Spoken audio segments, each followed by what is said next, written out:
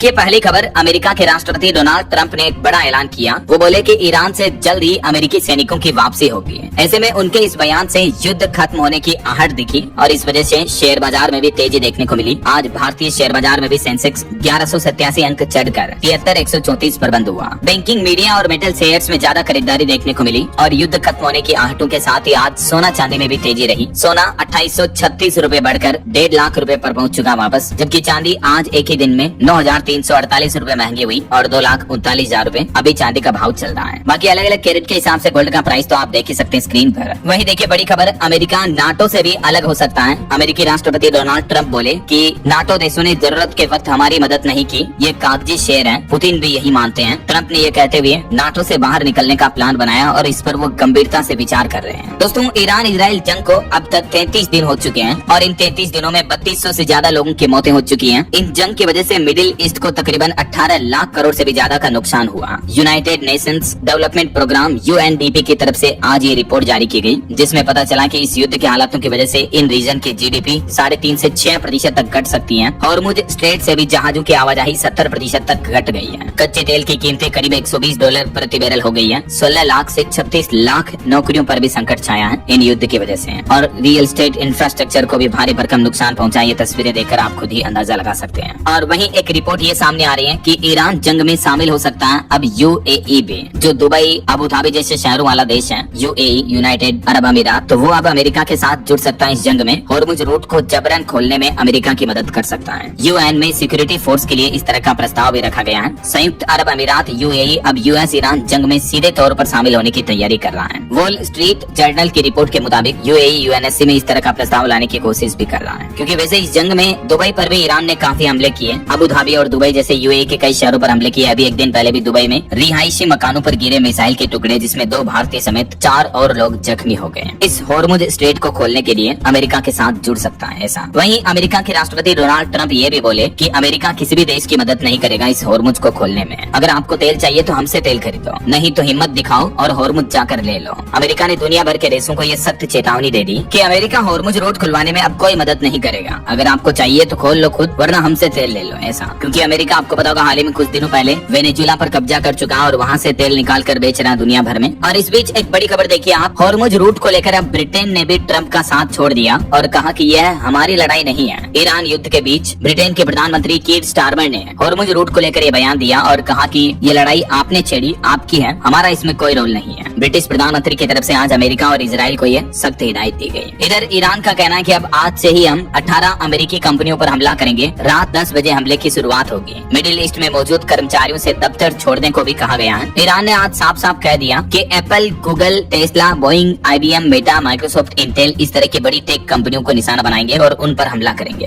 तो ईरान ने ये भी कहा कि उनमें काम करने वाले कर्मचारी दफ्तर छोड़ दें। आज रात से ये हमले की शुरुआत होगी। तो कहीं न कहीं ईरान की चेतावनी और बयानों से लगता है कि ये जंग के हालात और बढ़ सकते हैं। और अब तो इस युद्ध में रासायनिक हथियारों के इस्तेमाल का भी डर, खतरा मंडराने लगा है। इजराइल ने ईरान की एक बड़ी फैक्ट्री पर भी हमला किया आज। वहीं देखिए बहरीन पर भी 186 मिसाइलों और 419 ड्रोन से हमला किया गया। यमन ने भी इजराइल पर दागे रॉकेट। वैसे आज भी युद्ध कम होने का नाम नहीं ले रहा है। पश्चिम एशिया में 1 महीने से भी ज्यादा समय से चले आ रहे इस संघर्ष में हालात अब विस्फोटक और बेकाबू हो चुके हैं। और इस बीच एक चौंकाने वाली खबर आ रही कि आखिर ईरान के जो नए सुप्रीम लीडर बने मुज्तबा खामेनेई, वो अब कहाँ हैं? जंग के 1 महीने बाद भी वो गायब हैं, अभी तक दुनिया के सामने नहीं आए। ईरान के सर्वोच्च नेता जो पहले अली खामेनेई थे, उनकी मौत के बाद अब जो नए मुज्तबा खामेनेई बने, उनको लेकर अब रूसी दूत ने बड़ा दावा किया और कहा कि ईरान के नए सुप्रीम लीडर दुनिया के सामने नहीं आए हैं। उनके घायल होने और इलाज कराने की अफवाहों के बीच रूसी राजदूत ने यह भी कहा कि मुज्तबा ईरान में ही मौजूद हैं। वहीं इधर डोनाल्ड ट्रंप खर्ग द्वीप पर भी कब्जा करने की तैयारी कर रहे हैं। विशेषज्ञ बोले कि अगर ऐसा हुआ तो हजारों सैनिक मारे जा सकते हैं। ट्रंप की इस रणनीति पर भी सवाल उठा, क्योंकि ये जो खर्ग द्वीप है, ये एक्चुअली ईरान का वो द्वीप है जहाँ से तकरीबन 90% तेल का निर्यात होता है। तो ट्रंप प्लान कर रहे हैं कि अगर ये द्वीप को कब्जा लें तो ईरान के लगभग सभी तेल पर अपना कंट्रोल हो जाएगा। लेकिन एक्सपर्ट्स का ये कहना है